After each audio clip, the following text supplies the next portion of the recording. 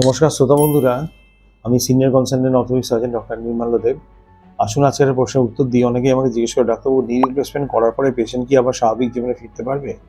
আগে কি ওয়াকিং স্পিডটা আসবে? আগের মতন যেন পেশেন্ট হাঁটা চালু করে বাজার সব কিছু যেতে পারতো, সেটা কি পারবে? সিঁড়ি দিয়ে ওঠানামা যেমন নর্মালি করতে পারতো, সেটাও কি করতে পারবে? তা হ্যাঁ, আমি সেগুলো প্রশ্নের উত্তর দিতে আজকে এসেছি।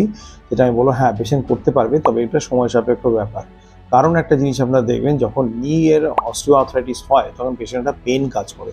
পেনের জন্য, ইনফ্লামেশন জন্য অনেক সময় মাসেলসগুলো উইক হয়ে যায়, যার জন্য পেশেন্টের পেনের ওয়াকিং যে স্পিডটা যেটা নর্মালি থাকে সেটা অনেক সময় স্লো হয়ে যায়।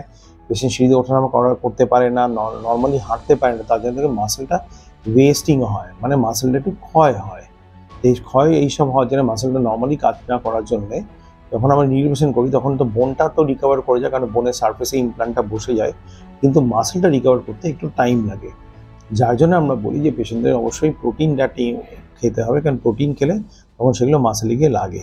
তো প্রোটিন খেতে হবে, রেগুলার এক্সারসাইজ করতে হবে, যাতে মাসেলটা সতেজ হয় এবং আগের ন্যাচারাল স্টেজে ফিরতে পারে। এই দুটো জিনিস যদি মেনটেন করতে পারেন, তাহলে আমার মনে হয় পেশেন্ট আস্তে আস্তে করে স্বাভাবিক গতিশীলতা ফিরতে পারবে।